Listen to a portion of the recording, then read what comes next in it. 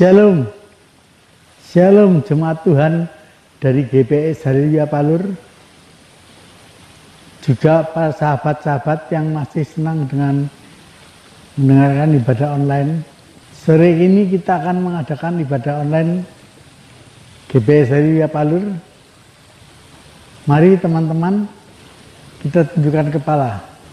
Tuhan Yesus, Allah Bapa kami yang ada di dalam surga, haleluya Tuhan. Sore ini kita akan mengadakan ibadah online Tuhan. Kiranya Engkau, haleluya Tuhan, membimbing kami, memimpin kami dalam menjalankan ibadah online sore hari ini. Haleluya Tuhan. Kami juga berdoa sebentar, kami akan ditaburi firman oleh Bapak Gembala kami, yaitu Bapak Sakaria. Haleluya Tuhan, kiranya Engkau pimpin dan bungkus dengan kuat kuasa-Mu Tuhan, sehingga firman-Mu yang akan dibawakan oleh Bapak Sakaria mudah dimengerti, bisa dimengerti oleh jemaat-jemaat-Mu Tuhan. Haleluya, agar mereka bisa menangkap dan mengerti firman-Mu, apa yang menjadi tujuan Tuhan. Haleluya, sehingga kami jemaat-Mu dapat mengerti dan dapat melakukan segala ucapan firman-Mu Tuhan. Terima kasih Tuhan, terima kasih. Memohon pimpinan-Mu dalam ibadah sore hari ini, ibadah online sore hari ini. Haleluya, mulai dari awal, pertengahan maupun sampai akhirnya nanti Tuhan. Kiranya Engkau pimpin selalu dan dibungkus oleh kuat kuasa-Mu. Terima kasih Tuhan, terima kasih. Kami semua hanya mengucap syukur hanya kepada satu nama, yaitu haleluya, nama Tuhan Yesus Kristus, Allah kami yang hidup. Haleluya, haleluya, haleluya. Amin. Shalom, selamat sore jemaat GBIS Haleluya Palur yang masih mengikuti ibadah online ataupun sahabat-sahabat ibadah online dimanapun berada, baik yang ada di dalam negeri maupun yang ada di luar negeri. Mari kita mengikuti ibadah pada sore hari ini. Hari ini kita akan belajar tentang penyerahan total. Tidak menyerahkan sebagian, tidak menyerahkan 3/4 bagian, tetapi total hidup kita serahkan kepada Tuhan. Oleh sebab itu, mari kita awali dengan Roma 14 ayat 8. Roma 14 ayat 8. Sebab jika kita hidup untuk Tuhan. Dan jika kita mati untuk Tuhan. Jadi baik hidup ataupun mati, kita adalah milik Tuhan. Rasul Paulus di Roma, dia mengatakan hal seperti ini. Dia mengajarkan jemaat di Roma bahwa hidup kita ini milik Tuhan. Jadi kalau kita hidup, ya hidup untuk Tuhan. Jika kita mati, ya mati untuk Tuhan. Dengan jemaat di Filipi, Rasul Paulus juga mengatakan demikian. Di dalam Filipi 1 ayat 21. Filipi 1 ayat 21. Bagiku hidup adalah Kristus dan mati adalah keuntungan. Rasul Paulus menjadi contoh. Rasul Paulus menjadi teladan bahwa hidupnya ini sudah diserahkan kepada Tuhan. Dan dia tahu bahwa percumalah aku hidup dengan berbagai macam polaku, gayaku, keadaanku. Untuk hidup dan mati saya tidak ngerti kok. Ya, kapan saya mati? Tidak ngerti. Maka Rasul Paulus mengajarkan, mari hidup kita serahkan kepada Tuhan saja. Supaya kita dapat menjadi alat-alatnya Tuhan yang luar biasa. Nah, ada 3 hal utama yang dapat kita pelajari.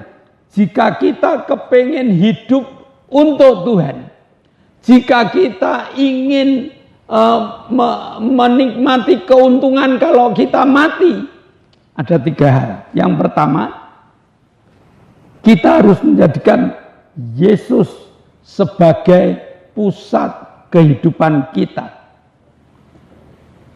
Kita harus menjadikan Yesus sebagai pusat kehidupan kita.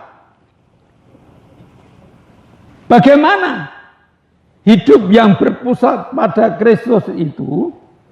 Hidup yang berpusat pada Kristus itu adalah hidup lama kita tinggalkan, lalu kita menggunakan hidup baru yang diajarkan oleh Kristus. Hidup baru yang dipimpin oleh firman. Hidup baru yang terus-menerus menggunakan firman Tuhan sebagai landasan hidup dan sebagai pedoman hidup. Nah, hidup berpusatkan kepada Kristus artinya kita benar-benar berani meninggalkan hidup lama. Hidup yang penuh dengan dosa, hidup yang penuh dengan berbagai macam kejahatan, hidup yang penuh dengan berbagai macam ketidakbaikan. Angan-angan seringkali ngomong, oh ya, saya hidup jahat ya hari ini. Besok saya mau hidup baik. Itu angan-angan. Supaya tidak jadi angan-angan, masukkan Kristus dalam hati. Dalam Wahyu 3, Yesus mengatakan, aku mengetuk pintu hatimu. Kalau kamu buka, aku masuk. Dengan masuknya Yesus di dalam hidup kita, maka kendali hidup itu diserahkan kepada Yesus. Dan Yesus akan menuntun setiap langkah kehidupan kita. Hidup berpusatkan kepada Kristus itu artinya kita siap digembalakan oleh Yesus. Seperti di dalam Yohanes 10 dikatakan, akulah gembala yang baik. Gembala yang baik itu mengenali domba-dombanya. Gembala yang baik itu domba-dombanya nurut kepadanya. Dan domba yang baik itu juga mendengar suara gembalanya. Izinkan Yesus menggembalakan kehidupan kita. Yang kedua, Filipi 1 ayat 22. Tetapi jika aku harus hidup di dunia ini, itu berarti bagiku bekerja memberi buah. Orang yang berani mengatakan hidupku ini untuk Kristus, mati keuntungan, dan selama dia masih diizinkan hidup di dalam dunia ini, dia harus mengeluarkan buah. Nah, yang dimaksud buah itu, buah yang bagaimana? Hidup berbuah itu ada 2. Untuk diri sendiri yang melekat pada diri kita sendiri adalah buah-buah pertobatan. Buah pertobatan. Buah pertobatan itu hidupnya sudah berbeda. Kalau tadi di atas saya katakan hidup baru yang diberikan Tuhan, hidup lama dibuang. Nah, lalu hidup baru yang digunakan ini mengeluarkan buah yang dapat disaksikan oleh orang lain. Tutur kata kita sudah mulai berbeda. Perbuatan kita sudah mulai berbeda. Nah, tutur kata dan perbuatan yang berbeda ini akan menarik perhatian orang lain. Loh, kok ada perubahan? Ada apanya ya? Orang lain tertarik dengan tutur kata dan perbuatan kita. Artinya kita sudah bisa menjadi saksi. ini berbuah dalam hidup kita. Ya, tutur kata dan perbuatan yang berubah ini yang menarik orang lain, yang membuat orang lain akan menjadikan kehidupan kita ini sebagai contoh dan teladan. Jadi bukan hanya kata-kata ini, perbuatan sampai menarik orang lain merasa heran. Ini yang namanya hidup untuk Kristus dan mati adalah keuntungan. Nah, lalu yang kedua, kita berbuah itu menarik orang lain, membawa jiwa-jiwa untuk Kristus.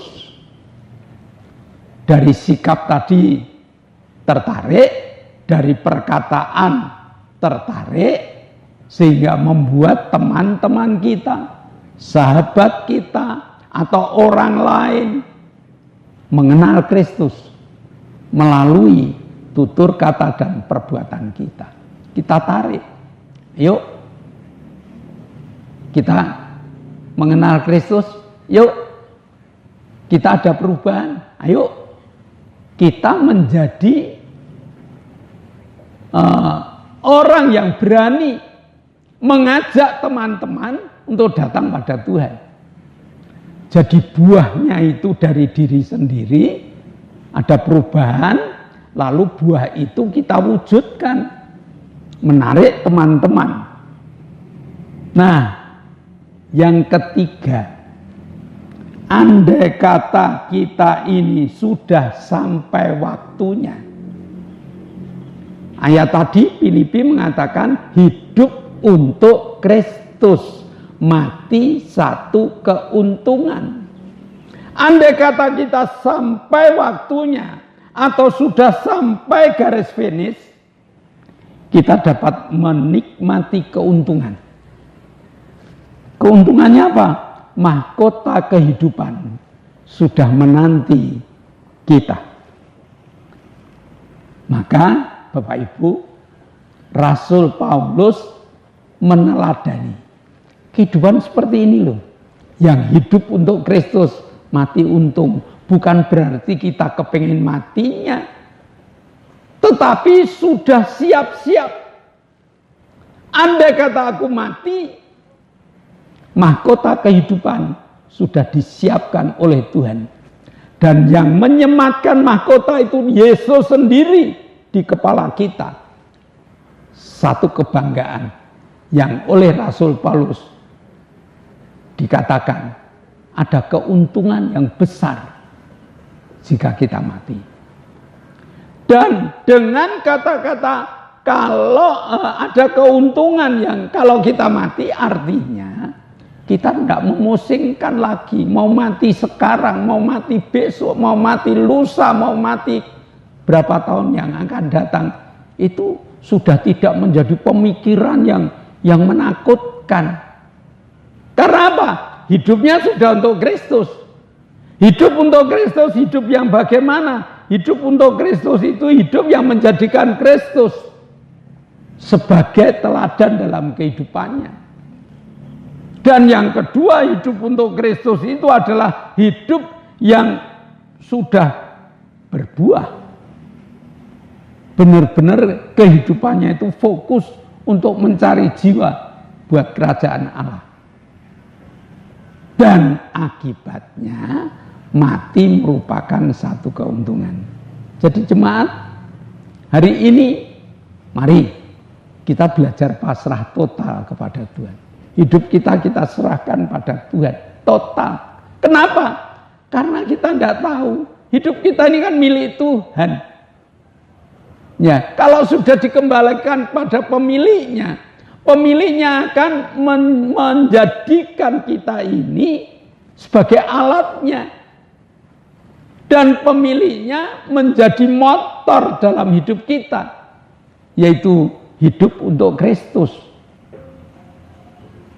Hari ini satu ayat yang perlu kita tekankan di dalam hidup kita. Mari kita berdoa. Bapa, kami mengucap syukur.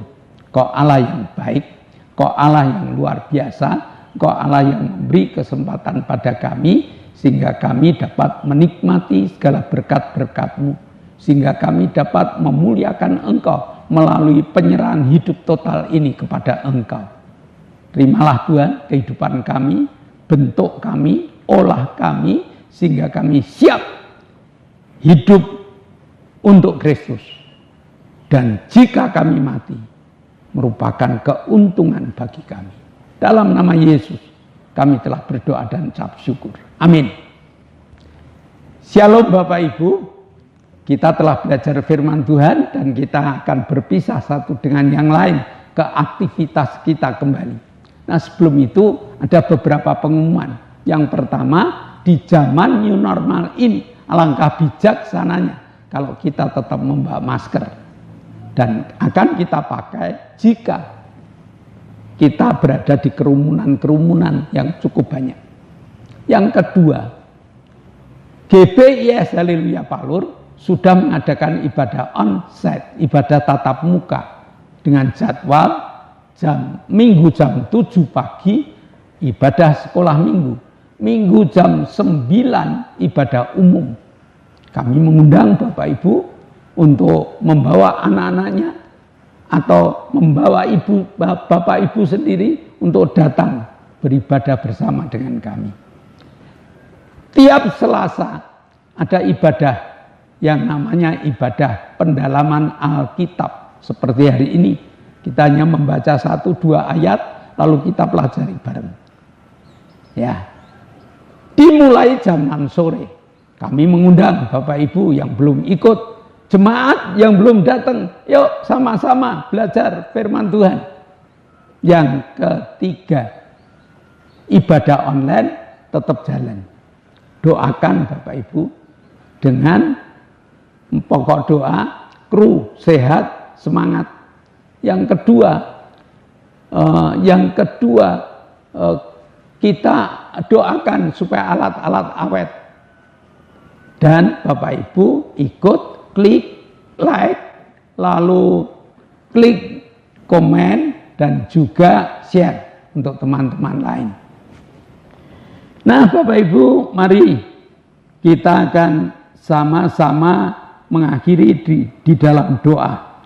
Mari kita berdoa syafaat untuk teman-teman kita. Kami bersyukur Bapa buat kasih-Mu, Engkau telah pimpin kami untuk belajar firman-Mu. Sekarang Bapa, kami akan berdoa syafaat untuk bangsa dan negara kami. Engkau akan pimpin berkati bangsa dan negara kami. Engkau telah beri keamanan, kedamaian. Kami mohon berkat-Mu Tuhan untuk pemimpin-pemimpin negara kami. Tuhan pimpin berkati pemimpin-pemimpin negara kami. Dari yang atas sampai RW, RT, Tuhan pimpin berkati untuk melaksanakan tugas-tugas. Karena Engkau memberkati, berkati dengan kesehatan, kekuatan, dan hikmat-Mu. Terima kasih Bapa. Kami juga berdoa untuk TNI Polri, berkati beliau untuk mengamankan negara kami. Terima kasih Bapa, kami menyerahkan semua ke tangan-Mu. Dalam nama Yesus kami berdoa dan bersyukur. Bapa, kami mengucap syukur. Kau lihat teman-teman kami membutuhkan jamahan kemurahan. Ibu Gito, Pak Tris, Pak Min, Wagini, Arin, Pak Tris, mereka membutuhkan jamahan-Mu Tuhan. Pak Ishak dan juga Ibu Bing, ada 8 teman kami yang membutuhkan Engkau. Pada saat kami berdoa, tangan Engkau tumpangkan. Kami tindak dalam nama Yesus. Jadilah sembuh. Demikian juga kami bersyukur Engkau telah jamah Pak Gito, Engkau telah jamah Engkau telah jamah Arin, Engkau telah jamah Lili, dan juga Ibu Bambang. Mereka telah Kau sembuhkan, mereka siap untuk menjadi saksi-Mu. Kami akan mengakhiri, biarlah Tuhan mencurahkan berkat-berkat-Mu. Tuhan membuka tingkap-tingkap langit-Mu Tuhan. Kau curahkan berkat untuk kami. Jemaat yang dikasih Allah, kedangkanlah tangan-Mu. Nikmatilah berkat yang Tuhan berikan untuk Engkau. Terimalah berkat untuk rumah tangga-Mu. Terimalah berkat untuk usaha pekerjaanmu. Terimalah berkat untuk segala rancangan-rancangan hidupmu. Berkat jasmani, berkat rohani terus mengalir, mengalir dan mengalir limpah. Sampai setiap orang pun akan mengatakan engkau diberkati. Dan jika kita berpisah, bawalah berkat dari Allah Bapa, cinta kemurahan dari Tuhan Yesus Kristus, serta persekutuan Roh Kudus menyertai engkau mulai hari ini sampai Maranatha, Tuhan Yesus datang yang kedua kali. Yang percaya katakan amin. Shalom. Tuhan memberkati.